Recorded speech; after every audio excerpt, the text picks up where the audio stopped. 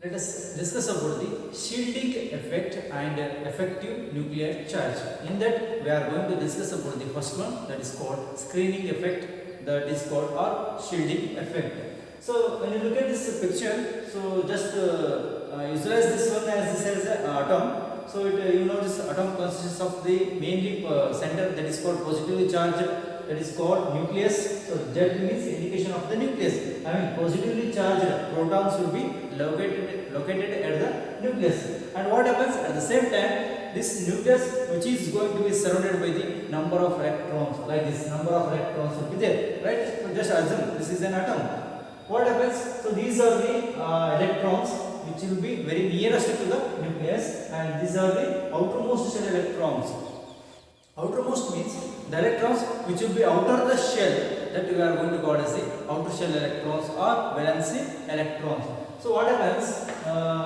Just if you think this as the nucleus as the sun only, that indicates Z is nothing but the sun only, and for this which is the nearest planet, right? Like this, that will be attraction will be more will be there. So like this also, if you consider this nucleus, so the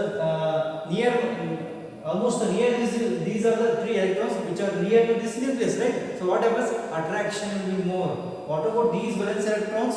I mean, if you take the Uranus, Neptune, Pluto, what happens? They are almost far away from the sun, right? So they are those planets which are not going to receive any sunlight from the sun. Like this also, here these valence electron which is not going to experience any attraction power from the entire positive charge that containing the nucleus. What happens here? So these are called as these inner electrons. These are called the inner electrons. Why? Because they are present in the inner shell. These are called the outer shell electrons, which are present in the outer shell electrons. So what happens? So just to see this mark. So this is an inner shell electron. This is outer shell electron. So this is called, that force is going to called as the repulsion. That is called repulsion. So what happens? Inner and outer, there must be repulsion will be there. And also this is inner outer, this is also repulsion, and this is inner outer repulsion, like this will be there, and attraction will be. So this is outer shell electrons and nucleus. You know this nucleus is always bounds the outermost electrons towards itself. That is called attraction force here. So what happens? These inner shell electrons which act as a shield or screen. Screen andre parde. It closes the way. ಅಂದರೆ ಈ ಒಂದು force attraction force ನ ಈ inner electrons ಇದಕ್ಕೆ ಎರಡು attraction ಆಗದೇ ಇರೋದರ feel ಮಾಡ್ತವೆ. So that is called the shielding effect. So these inner electrons, inner shell electrons which are going to screen or shield the outermost electrons which will be going to experience the attraction from the nucleus. So this is called shielding effect. So that indicates the reduction in the effective nuclear charge on the electron cloud due to a difference in the attraction forces on the electrons in the atom. So these inner shell electrons which will be acting as a screen, only which act as a screen for nucleus and outermost shell electrons, and here the entire positive charge which is going to be experienced by the outer electrons we are going to call as the effective nuclear charge. And you know that shielding effect mainly depends upon the main shells and as well as the size of an atomic orbitals. So let us discuss about some summarized points based on the effective nuclear charge and some screening effect. Let us discuss it. So these are very interesting concept and also very important concept. The electrons in the s orbital shield, s orbital shield, I mean the electrons which will be present in the s orbital which will be going to shield the outer electrons from the nucleus more effectively than p electrons of the same shell. What do you mean by this one? You know this, when the electrons will be there, automatically there must be orbitals will be there, right? So how to the filling the electrons in the orbitals, that matters here. Suppose if I take so many electrons, that is called one atom. So only 2 electrons must be present in the s orbital. Only maximum 6 electrons can be placed in the p orbital, right? So like this here, what happens? The s orbital which is almost near to the nucleus, so right, and which gives the more time to the nucleus rather than the p orbitals. So p orbital is still more far away, like this. If you take this nucleus, the s orbital will be there. S orbital is containing the 2 electrons maximum. This is called p orbital. This is called d orbital. Like this will be there. So the electron which is nearest to the nucleus, right? So that is called the s orbital. So So that's why s orbital which shields these outer electrons. This orbital shields the outer electrons from the nucleus because these act as a inertial electrons. So second point, it is the same. The electrons in the p orbital shield the outer electrons from the nucleus more effectively than d electrons of the same shell.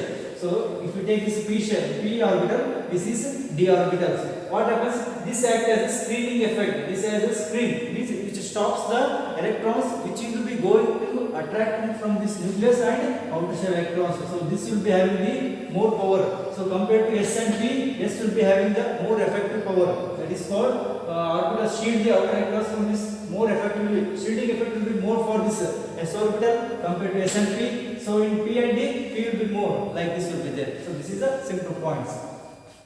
This is called ZF, that is called effective nuclear charge, which is going to be experienced by an electrons decreases as the azimuthal quantum number of the orbital in which electrons are present increases. So simply it is going to be, this is called the Z. Z is nothing but the nucleus. So according to the statement, the effective nuclear charge experienced by the electron decreases. So right, as the azimuthal quantum number, azimuthal quantum is nothing but the subshells. So like this, S shell, P shell, B shell, F shell, which will be goes on increases means the effective nuclear charge which will be present in the respective orbitals that will be goes to decreases. Effective nuclear charge will be decreases when azimuthal quantum number increases. Azimuthal quantum number means subshells. S, P, D, F. When the electrons will be increases, so like this, force will be the effective nuclear force will be decreases. And the energies of the orbitals, you know that energies of the orbitals. So this S will be having the smaller energy compared to this p orbital energy. P orbital will be having the smaller energy compared to the d orbital. And you know that energy of any orbital mainly depends upon the values of the n and l. N is principal quantum number, L is azimuthal quantum number here. So what happens? This n is you know that in multi-electron system, multi means more than 2 electrons. That is, if you take the hydrogen which is contain only one electron, right? So except this hydrogen, all electrons, all atoms which comes under the multi-electron system. So that's why the energy of those respective atoms of an orbitals depends upon the values of the principal quantum number and azimuthal quantum number except hydrogen. Let us discuss about the n plus l rule. So what is the importance of this n plus l rule is, it says that in order to find out any relative energies between two different orbitals which is going to be determined by the n plus l rules. So only two rules will be there. They are very simple. If we know this rule, we are going to find out the relative energies between the any two orbitals. So let us take the two simple rules. What are those? So let us discuss here. So first one, if two orbitals means I am going to take the different orbitals. That is called you know the orbitals, right? So these are called the orbitals S, P, D, F. So these are the different orbitals which comes to under the this can be denoted as the L. Right? L is nothing but the azimuthal quantum number or subsidiary quantum numbers. You know the values. L is equal to 0, 1, 2, 3. So these numbers indicates the respective orbitals. So these are called as the subshells as we studied already. So if L is equal to 0, then it is going to be called the S orbital. If L is equal to 1, that is P orbital. When L is equal to D orbital. L is equal to 3, F orbitals. So these subshells we are going to write in a small letter words. Right? If two orbitals have different n plus l values, they are going to be having different values. Then what happens? Then that orbital with lower n plus l value is the lower energy. With the lower n plus l value is the lower energy, or one more term, with higher n plus l value is the higher energy. I am going to write also higher also we are going to consider as the higher will be higher energy.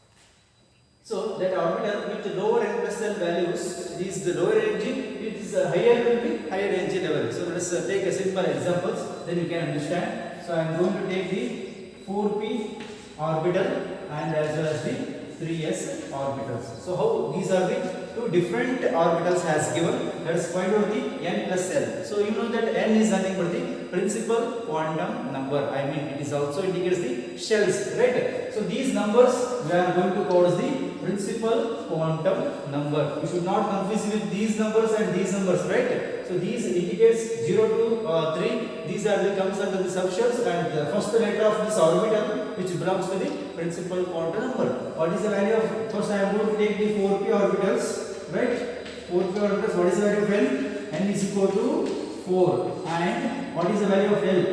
L is equal to P. P means where it comes? P means 1. It stands for the 1. So after adding that, because it says that N plus L, you are going to add the N plus L. N plus L means, what is the value of N from 4p orbitals? N means 4 plus what is the value of L is equal to? Here 1. That gives us to 5, right? So for N plus L for this 4p orbital, you are going to get the value as 5. So what about that 3s? Let's discuss here. 3s.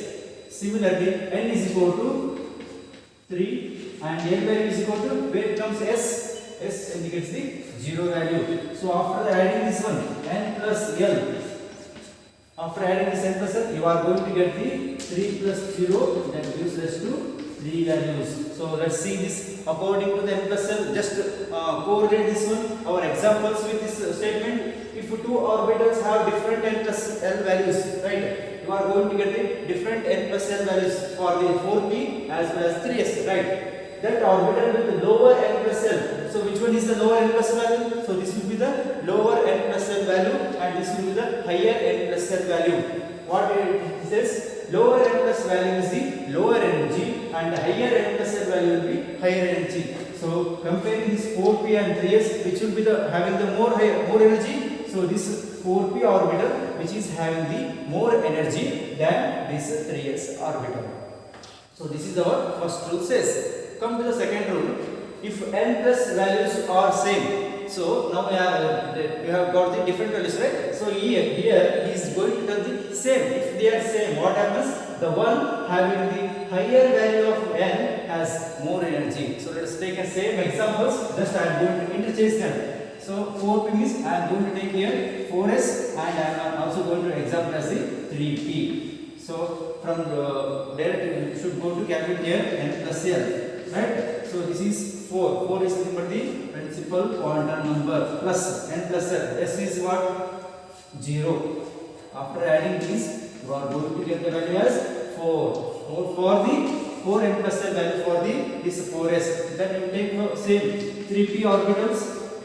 3p is here the principal quantum number value will be 3, right? 3 plus what is the value of p? P indicates the L is equal to 1, right? I am going to add the N 1, right? 3 plus 1 is equal to 4. So it's very interesting here. So that's why the second rule has existence. So now we see here, if N plus L values are the same, here these N plus L values will be same. The one having the higher value of N has more energy. I mean, among these orbitals, which should be having the more principal quantum number, that should be going to consider as the higher energy. So look at here, this is a 4s and 3p. So this consider this principal quantum number, which will be higher. This is 4s from the 4 number, which will be having the higher in the principal quantum number. So that's why this 4s orbital is having the more energy according to the statement. When the values are same, the one having higher value of N, this will be having this 4s orbital, which is having the higher value of N has more energy. So this will be having the more energy. So like this, we should study about this N plus L rule.